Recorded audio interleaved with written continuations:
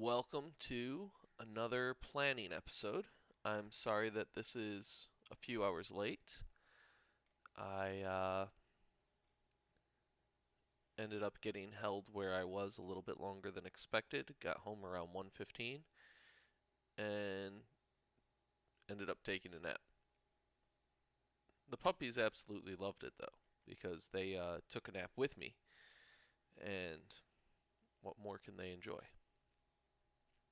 So, today I'm going to go over something that I recently started doing called my my homebrew errata.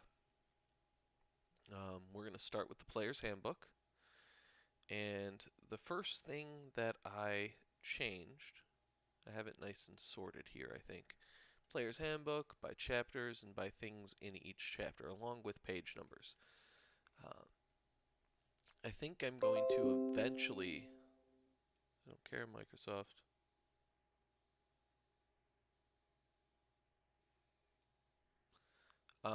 I think what I'm going to change here eventually is, or I think what I'm going to eventually do is share this up on Google Docs for anyone who wants it.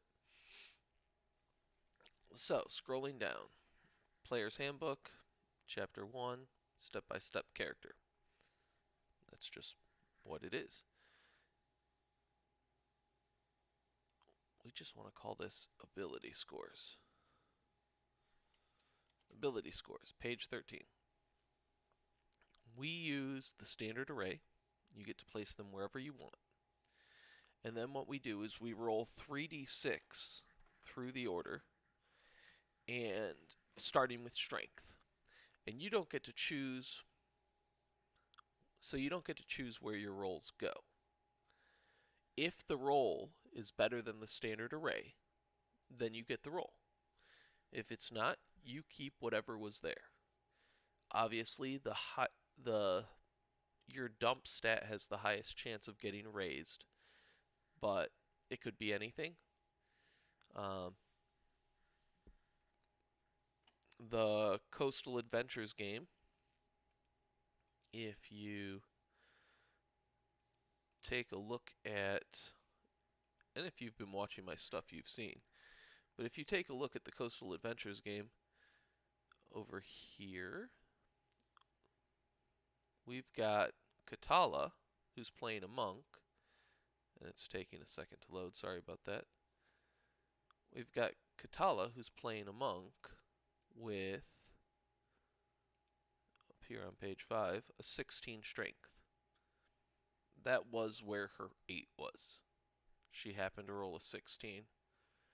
It bumped through the roof.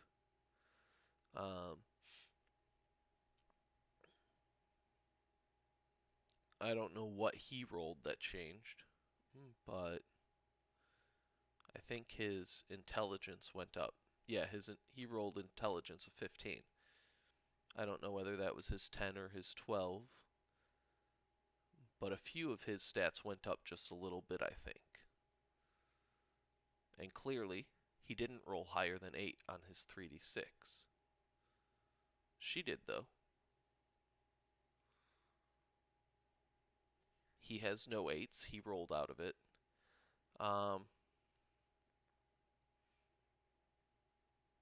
I think he rolled his wisdom up through the roof, up to a 16.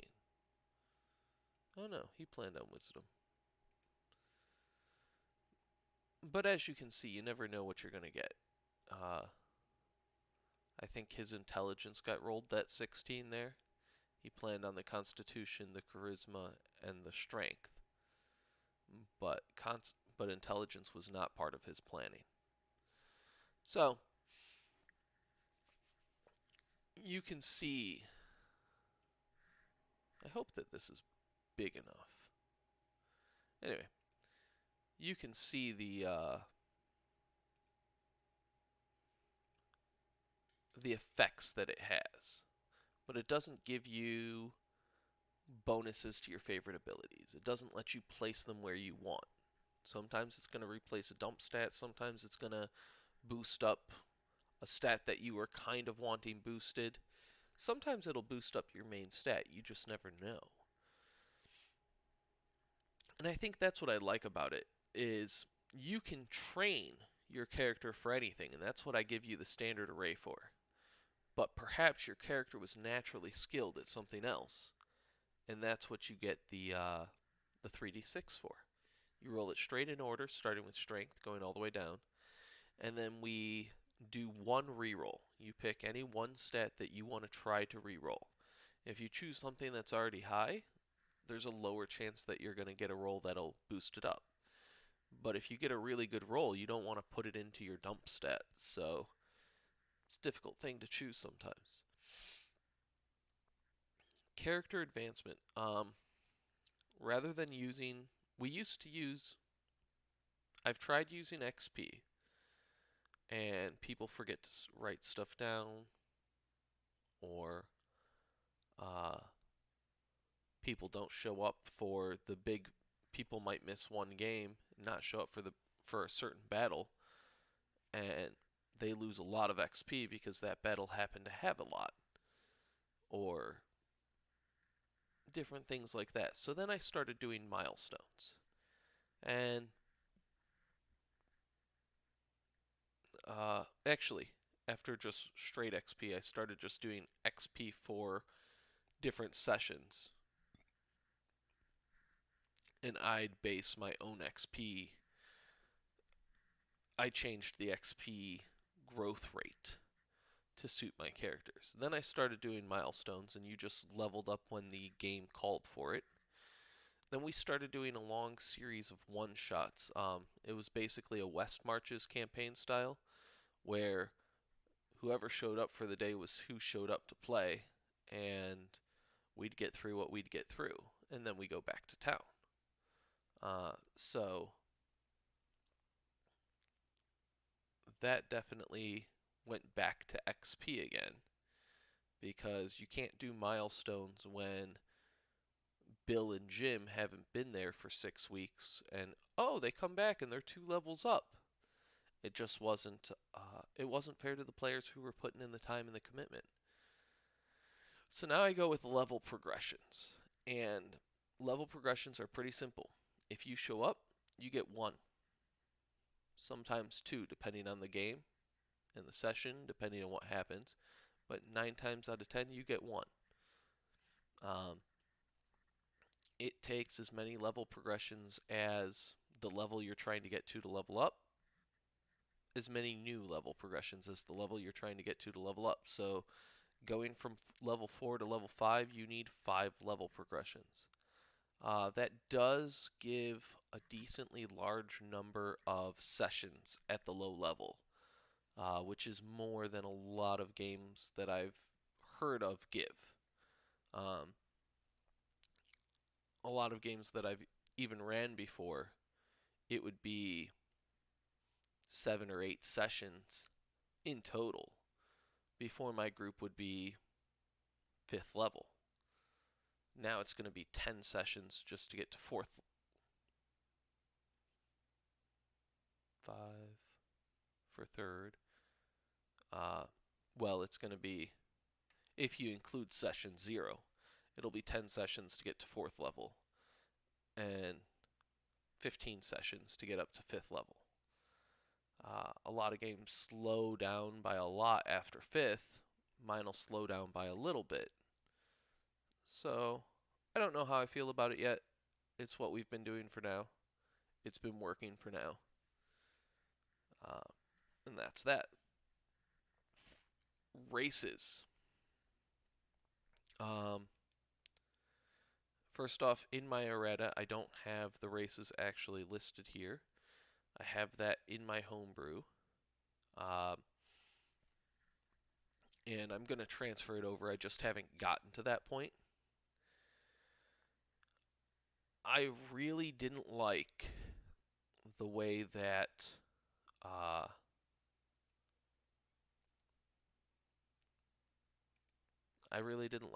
D&D did some of their races, and I went in there and I said, okay, I have to redo these. I have to rebalance them, because when I was looking at the player's handbook, the first thing I noticed was how it felt how powerful the half-elf was. I mean, they get 3 ability score increases, which isn't unheard of, but oh no, they get 4 ability score increases. 2 straight for charisma, so they're automatically one of the best for most of the spellcaster classes. Uh, Warlock, I don't need to list it. Warlock, Sorcerer, and Bard. That also makes them good for Paladin, though. And then they get +1 into 2 other abilities, which is awesome for, again, Paladin, Warlock, and Bard. Um, they have Dark Vision, which is nice. They have the Fey Ancestry for Charmed and Sleep things. They get 2 skills, and they get an extra language. You look at Human's ability scoring, Variant Human, which is the more popular and the one that people like better. And in some cases, it is the better one, depending on what you get for your stats. But the Variant Human has +1 to 2 different abilities. Doesn't get that extra bonus to Charisma. They only get 1 skill, and then they get a feat, which is normally worth 1 +2 to an ability, but they don't get the Dark Vision, the Fey Ancestry, or the other skill, or the language. Half-elves are clearly the better choice, 9 times out of 10, than human. Just is.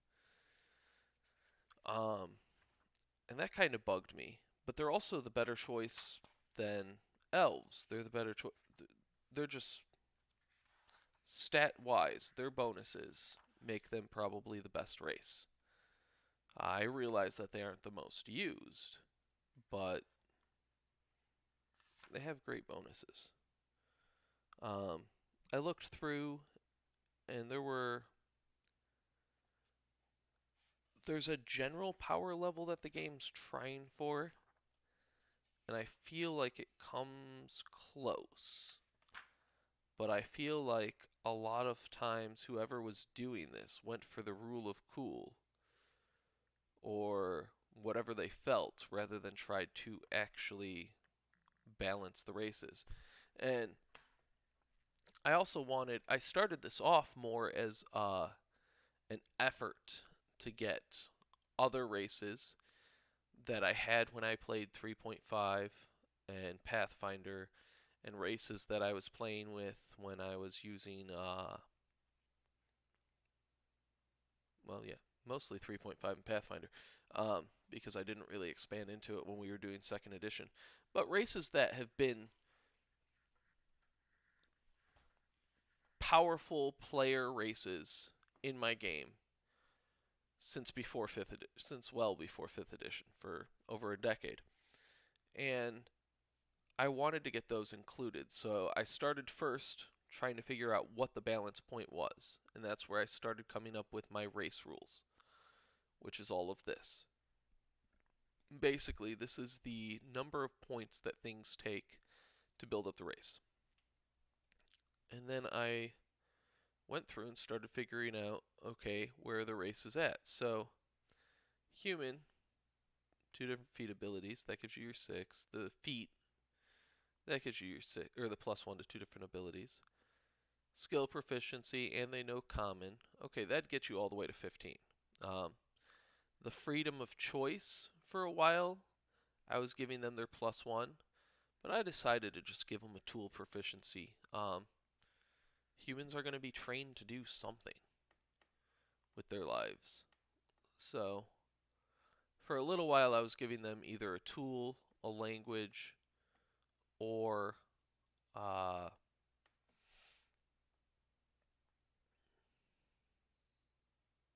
like musical instrument proficiency, but I decided to just go straight up tool proficiency. And honestly, I'm really considering changing human and taking away this free feat. But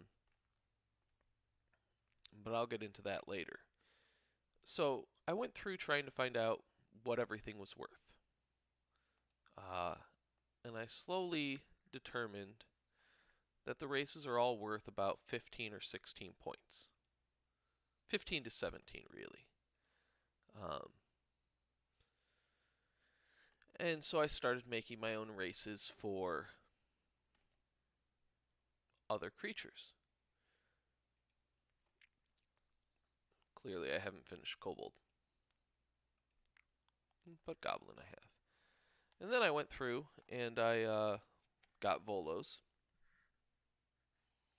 and that was interesting to me. So in Volos, they have some of these races that I had created in the meantime. Um, the Rogath that I made and have been playing with for, like I said, a while. I think before Cat People were even in 3rd edition, I had made the Rogath, which are my version of Cat People. Um, but clearly they made Tabaxi, which is pretty cool because, well, hey, I could look at those. Still a dexterity increase, just like I did. The dark vision, sure, that's expected. Feline agility, um, that's cool. The climbing speed, that's cool. I have a climbing speed too. I like mine better. Uh,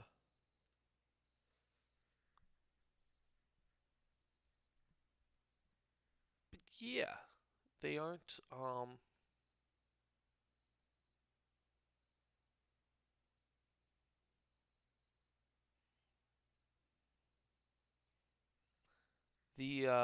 The bonus to the unarmed strikes is nice.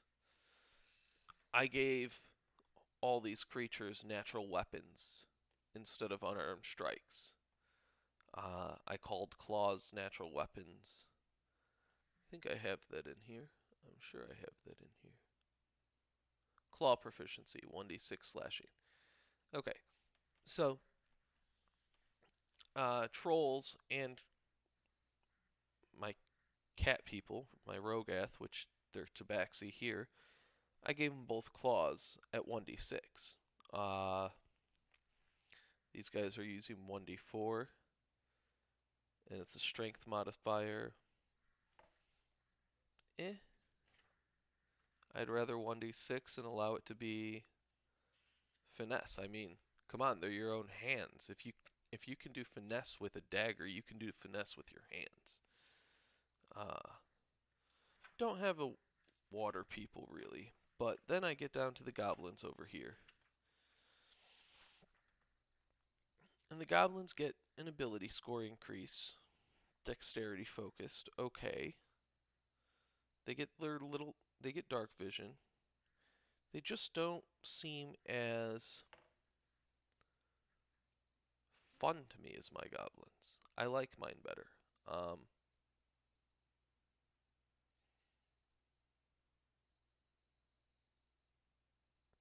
I like that mine can move at full speed while squeezing, and I like that they can cast Sanctuary on themselves once per long rest. That feels like something that would benefit the goblins a lot. I don't think it's something that they necessarily have, but it would benefit them. These guys get the dexterity bonus, and then they get nimble escape. So if you play a goblin and you go rogue,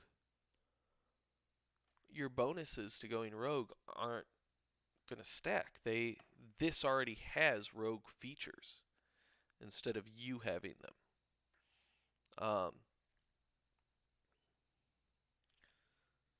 Hobgoblin, you get 2 martial weapons, and that's and your choice and light armor proficiency. Okay, that's nice that the hobgoblins who are supposed to be this warrior people get light armor proficiency and 2 choices of weapons, but I'm sorry, that's not really that big of a deal. Uh, if you're going with a fighter type character, because your constitution got boosted up, which I went strength with mine, but if you're going with a fighter type character, you're going to have light armor proficiency. So that's not a big thing, and you're probably going to have martial weapon proficiency. There's a chance if you go there's a few classes that don't have martial weapon proficiency that you could still be a fighter based character and go, but chances are you're going to have weapon proficiency. I ended up not liking it. Saving face, I also didn't like. I don't like the ability. I don't like the feel of it.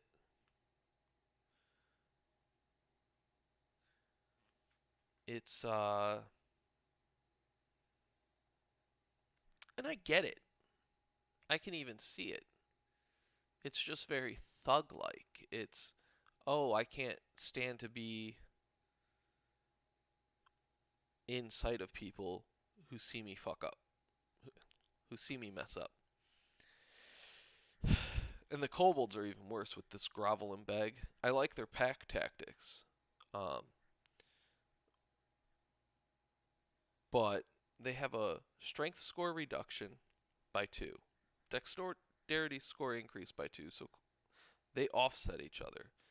They've got this grovel and beg, which is okay, which is good.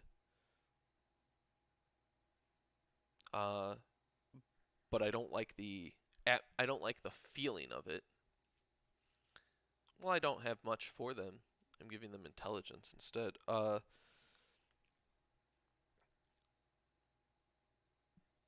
They've got pack tactics, which is cool.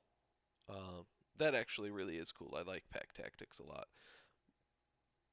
But sunlight sensitivity is pretty powerful.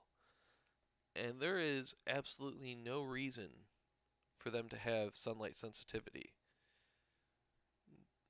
It just isn't, it doesn't balance out.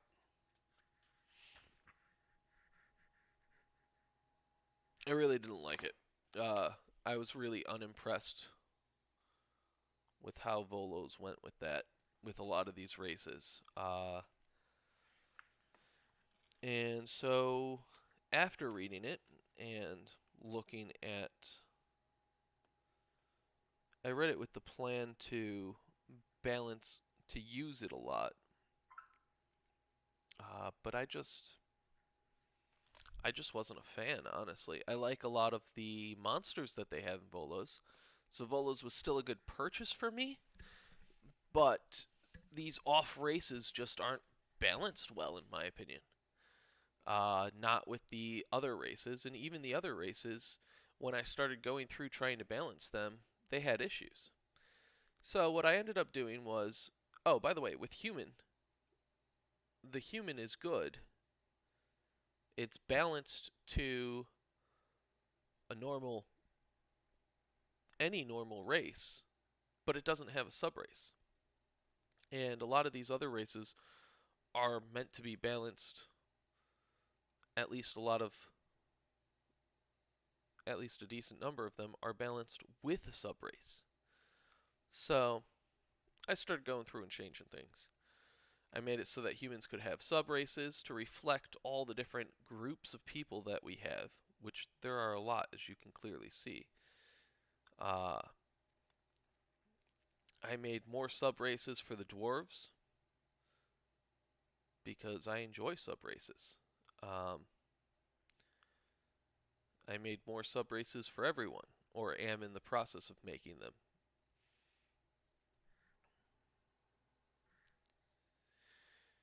I even made dragons as a race.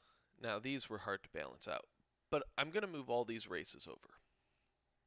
Let's go back to things that we do over here. In Chapter 3, we go to classes. And actually, I'm going to leave the race rules up and how I balance it. so that you guys can look at it if you want. In Chapter 3, we go to classes. And, whoops, spilled that.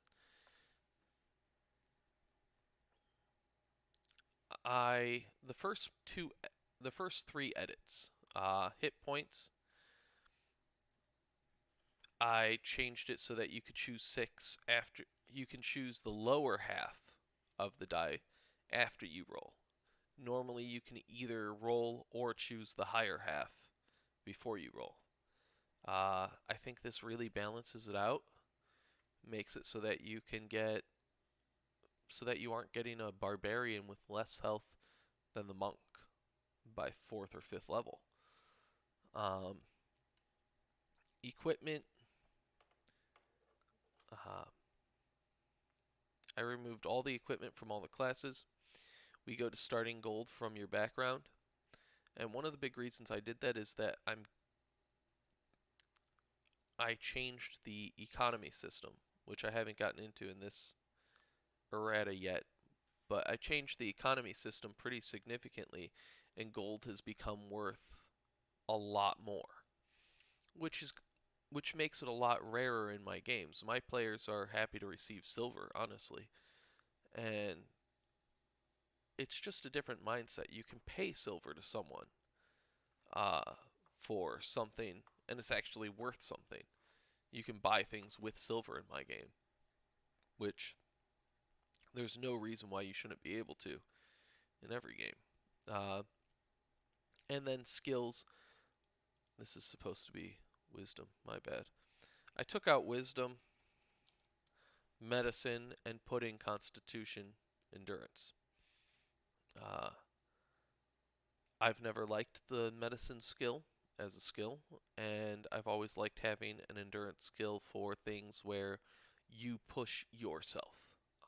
I get constitution saving throws for most situations, but when you're choosing to push yourself, for a lot of situations I should say, but when you're choosing to push yourself, you're choosing to endure something.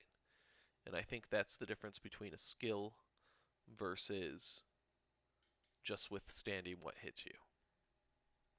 With the cleric trickery domain, I decided to add bonus proficiency to stealth. It just seems natural. They should have that stealth proficiency. It feels like someone forgot to do that. With the ranger, we are currently using the Unearthed Arcana Ranger with some slight modifications because the original Ranger was too weak. The Unearthed Arcana Ranger is a little too strong. So, if you select humanoid as your first natural enemy, you get to select 2 races, 2 species. That's because it's too much if you can do every single humanoid. We're considering selecting terrains for Natural Explorer again. It hasn't become a problem yet, and I actually forgot about this when I was going through here, but nope, that's cleric still. Fighter.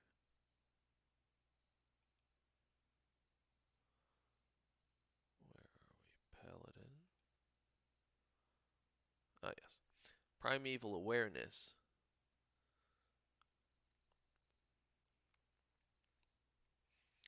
You learn, before you would learn, I shouldn't say before, in the UA edition, in the Unearthed Arcana edition, you learn how many, where they're at, all this stuff. With this edition, you learn which ones are there, and you learn a general direction. I'm also thinking about including a general distance, but it'll be a very general direction. Like, this is a general direction. Like, behind me, to my left, to my right, or in front of me, behind me, to my left, or to my right. Generally. It's not going to pinpoint you to, oh, that exact tree. If I follow that tree, that's where I need to go. It's going to say, oh, it's somewhere mostly in front of you, you think, or the creature's somewhere mostly behind you. So we did that too.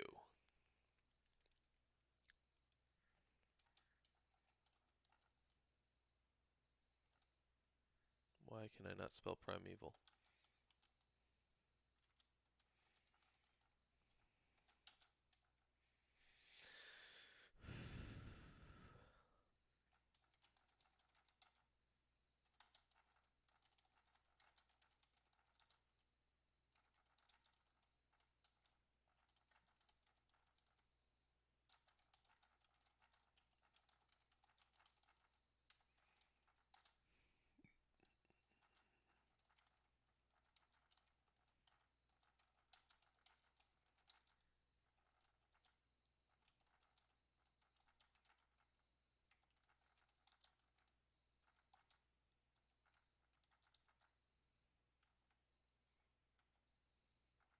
I think that's all I'm going to make them learn. Let them learn. I might also let them learn distance based on if it's walkable within an hour, or if it's nearby around an hour, within an hour, or uh, further than that. And like those will be the three distances I might add.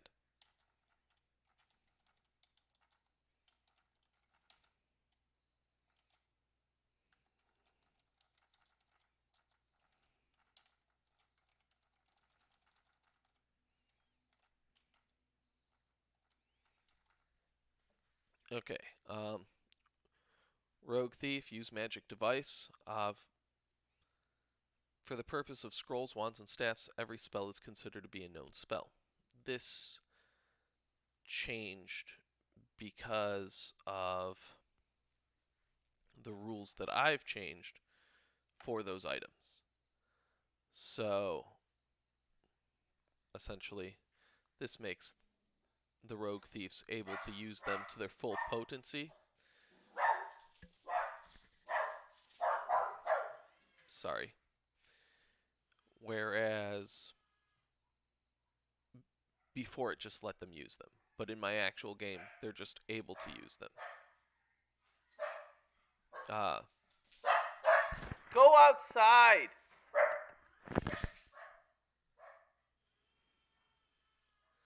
Then we go down to the Assassin. Bonus proficiencies. I removed the Poisoner's Kit and added the Herbalist Kit. I took out the Poisoner's Kit entirely because herbalism and poisoning are so intertwined, and I just made it so that there is only an Herbalist Kit. With the Dragon Ancestor, for the Sorcerer, I allow the full complement of Draconic origins from my races section. So you could be any of the 39 colors that we play with in my game. Personality and background, I changed which languages we use. We include, I have the planar languages, and I have the standard / local languages. And that's how they're basically sorted in my world. I also included sign language, which I guess they didn't have, but whatever. For customizing classes, I included people being able to choose gambling, specific weapons, performances, and vehicles, as well as the normal tool and language proficiencies, and the normal skills. One big thing with this is customizing a background's really easy. Like if you wanted to customize a knight background, you get to choose 2 skills. Okay? So you're a knight, what 2 skills would you have? Well, depends on what type of knight you want to be. Athletics sounds really useful. And knowledge history. You might really care about your family history, or intelligence history, sorry. Again, used to other editions sometimes. Or perhaps you're on the battlefield a bit more, and instead of history, you want perception or insight. Perhaps you don't even care about athletics, you want endurance. Or maybe you want intimidation. Or you want persuasion to keep your troops with you. What type of knight are you? There are a lot of different types of knights, just like there are a lot of different types of soldiers. And I'd even allow all these changes for soldier. So what skills you have depends so much on what type of character you are for that. If you're a criminal, what does it give for criminals? Sorry.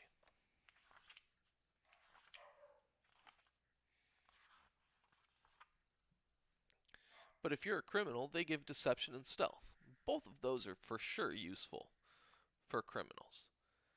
But so is insight for knowing whether someone's onto you. So is perception for spotting other people trying to steal from you or from being able to spot people who are watching. Acrobatics is useful if you're a criminal who happens to climb high. Sleight of hand is extremely useful for a criminal if you're a pickpocket or something along those lines. Persuasion to try and get out of things. Even performance could be useful if you are using that as part of your cover. I don't know what type of criminal you want to be, and I don't think I should box my characters in. So, essentially, building your own custom, and this is in the rules actually, but building your own custom class or background is all about what you want to play, what makes sense for your character. And it basically gives you any two skills you want. And then I just added in the, and it normally gives you any two tools or languages as well. And I added in other things like the kits, which I guess counted as tools because it did give people access to the herbalist kit and poisoner's kit and things. Um, Gambling I threw in there. Performance I threw in there. And entertainer had performances, and I think noble had a gambling thing. You could choose a game. I threw in weapon. I think that that's fair for someone to add a single weapon. Perhaps you're part of an order of knights that always uses a lance, but you're a cleric. You've worshipped this one deity forever. You're a cleric who has joined the order. Well, I give you a lance. That's something that you need for the order of knights that you're joining. It works with your background. Again, I remove all the equipment because people are just getting the gold amount, and it is the gold can do a lot in my games. Um, and again, I remove medicine and add endurance or intelligence related skill. I suppose I could go wisdom. It doesn't really care. For hermit, I removed medicine and added endurance. But again, because you're able to choose any two skills by building your custom background, just go with it. Coinage. This is something that I really do have to hit on. Okay. So, let's go gold to silver. 1 gold equals 25 silver. 1 silver equals 32 copper. 1 gold thereby equals 800 copper.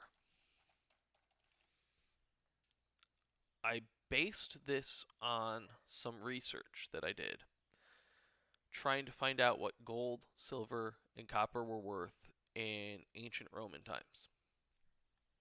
Uh, and one thing that I found out is that ancient Roman soldiers, after for their year's anniversary, were given a single gold piece. I thought, wow, gold had to be pretty valuable for that to be a nice reward. And I went through and I looked, and it seemed like, to me, and I don't know for sure because money has changed so much over so many periods of times. And I spent a few hours researching, not days. Uh, but it seemed like to me that this was a general exchange rate. And it also seemed to me like 1 gold equaled about $1,000 for what it could have bought then.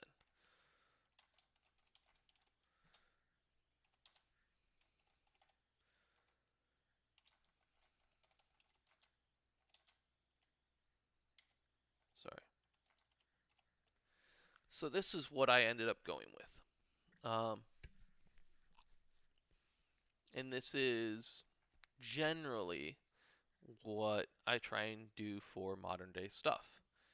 So I look up, what does a longsword cost today? $300, figure that in. Things like that.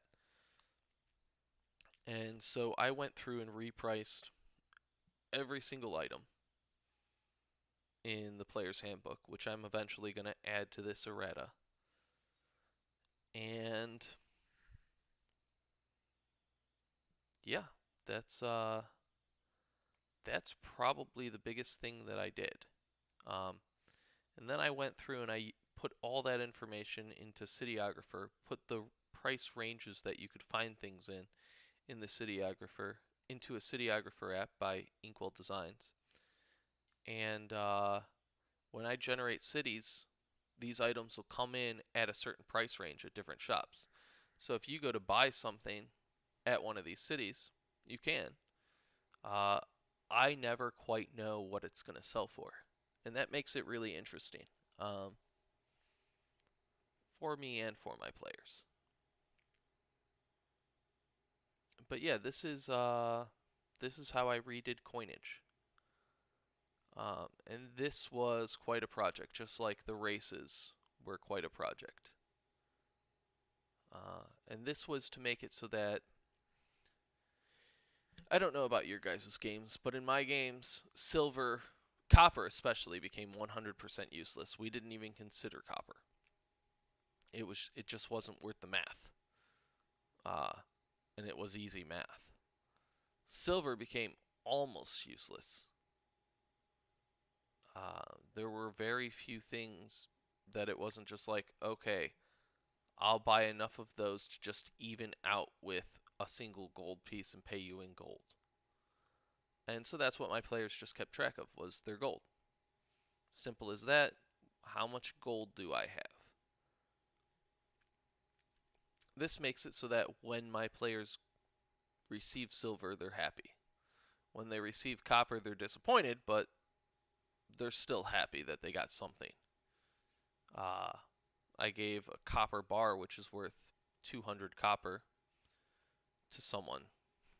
So that would be $250 worth.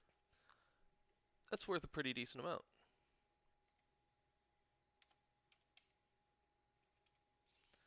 So they receive a copper bar, they're going to use that. That will buy something decently valuable. Copper bar might buy them a longsword. And then it also brings in more bargaining, which I think's interesting because they try and get rid of these copper, gold, and silver pieces. And I added in a lot of I added in values for a lot of gems as well, which I'll get into on the coinage as well. And those get used to buy things. So they'll use someone will pay for a drink with a small glass bead. That buys them a drink. Or with a small shell. Or a small piece of quartz. And it really has livened up the economy system of my game. Or at least I feel it has. That was a yes from Catherine, one of my players. It just makes it. Hi. She just came home. It just makes it a lot more easy to. A lot more easy? Ew, la la la la la la. Sorry, I'm done.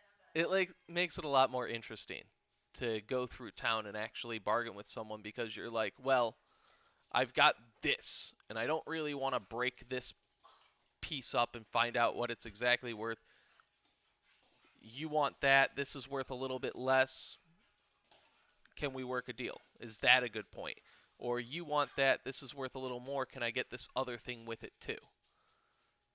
It it's just made it a lot more fun to do exchanges. That's going to be it for my video for today. I thank you for joining. I see that I have someone watching. Hello and goodbye.